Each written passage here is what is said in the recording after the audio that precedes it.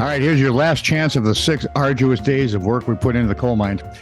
Like, subscribe, or follow This is Truly News and do it today. Otherwise, well, I don't want to say this, but Scott's not well. Wait for Monday. He's not well in the head. I'm not? Haven't been in a long time. So like, subscribe, and follow us. It helps soothe his wackadoodle brain. Yes, sir? When did you first notice this? 1981. Wow. Yeah.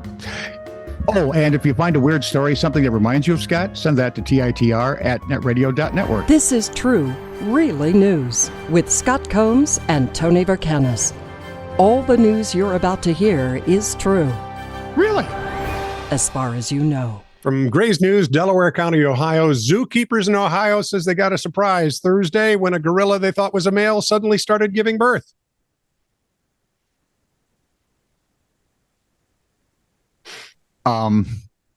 I don't care what the New World Order says. Males can't give birth. According to the Ohio Columbus Zoo and Aquarium, an 8-year-old gorilla named Sully became a mother for the first time. So it's Sally. So what's with the misgendering? Officials said veterinarians at the zoo where Sully was born took a hands-off approach with their care, as she was a healthy baby being cared for by her mother. And when she came to the Columbus Zoo, she was identified as a male. Really? The animal care team said The heels and lip gloss didn't give it away.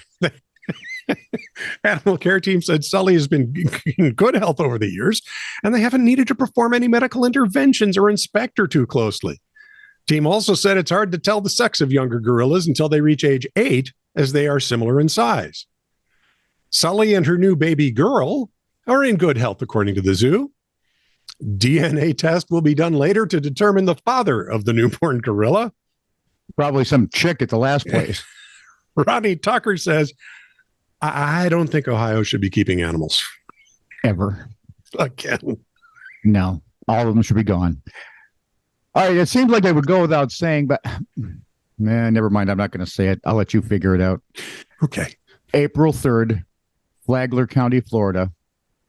Patrick Vandermyden Miller allegedly walked out of a Target store with an electric scooter that he had not paid for, according to WESH-TV. Wesh. Ooh. Deputies were called to the scene. I think I can wesh. Deputies I come were called from a to the long scene, line of weshers. where they found Mr. Vandermyden Miller Wesh. near a cart rack, putting together the scooter he had just stolen. Yeah. Oh, boy. Oddly enough, he also had some drug paraphernalia in his pockets. No. I know, I'm stunned too. He was charged with possession of drug paraphernalia and petite theft, and being dumb as a rock. What the hell is petite theft? It's the theft of something small. So if you steal a little person, it's like That's exactly petite, what I was thinking. petite kidnapping. Is it one left over for little people who steal things? So apparently if you kill a small thing, it's a petite murder. Ah, there you go. I like it. So I'm going to say it anyway, even though it goes without saying.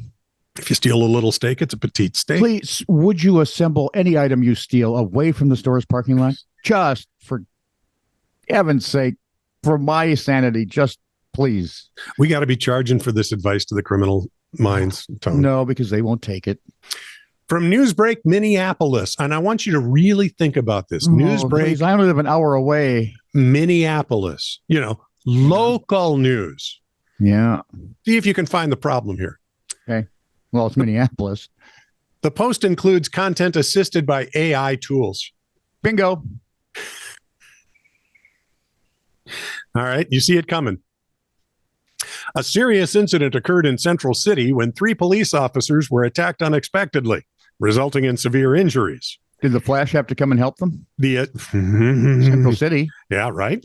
The assailant allegedly used an AK-47, escalating the situation to a higher degree of violence and sparking immediate disorder.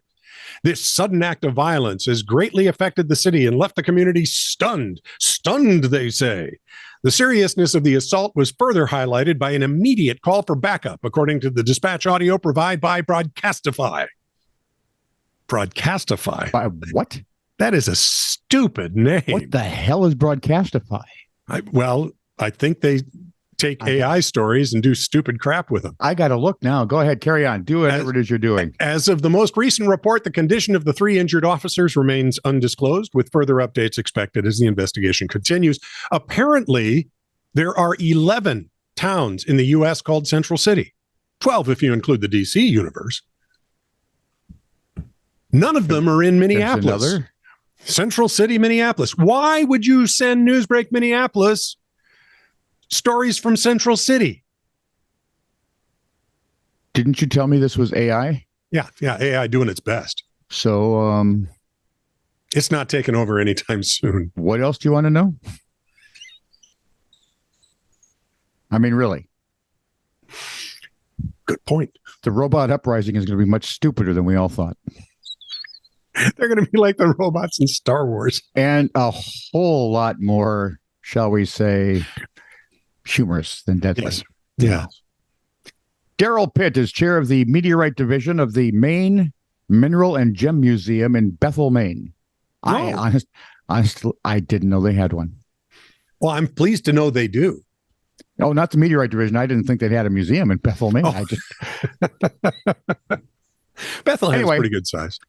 Daryl Pitt has an offer Mariners has an offer Mainers won't want to refuse. Well, some Mainers are Mariners. A Mainer who's a Mariner, and if he works in a sub.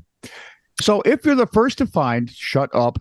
If you're a Mainer and the first to find a big, that is the size of a softball or larger, space rock from a recent meteorite crash, the museum will pay you a hefty $25,000. That doesn't seem like much anymore, does it? I'm going to fabricate one just for this. Just call AI and tell them It's going to look a lot like a softball. The fireball was seen in the sky around noon back in April, and NASA reported that signatures consistent with falling meteorites were registered by radar. See, and thought he went back. You thought he went back to Iowa, didn't you? Yeah, I did. I thought he was going to Seattle to find some Mariners. The rocks. Oh, cheap baseball joke. The Rocks probably, actually, they're about the hottest team in baseball now, so at least it's a reasonable joke. Really? The Rocks probably, they've had 2 8-game winning streaks in August. Holy wow. Doesn't leave a lot of time to lose when there's only. No, it doesn't. That pretty much takes up all of August. The good first half, anyway. The rocks probably fell to earth in a remoted wood area. Try remote wooded area. That'd be better. Near the border with Canada. Canasta? Well, if you put Canada and NASA together, you'd be pretty close. Canassa? Yeah, Canada. They estimate the large specimens will be found near Waite, Maine. Good luck. So I did a little bit of snooping, not much, online. Mm-hmm. Yeah, nobody's collected the $25,000 yet. Mm. Well, has anybody found weight yet? However, I'd hate to think they lost weight. Every Maine household now owns one of those metal detectors. So you're right. There they go. Going for you. This is true, really news. Send email to TITR@netradio.network.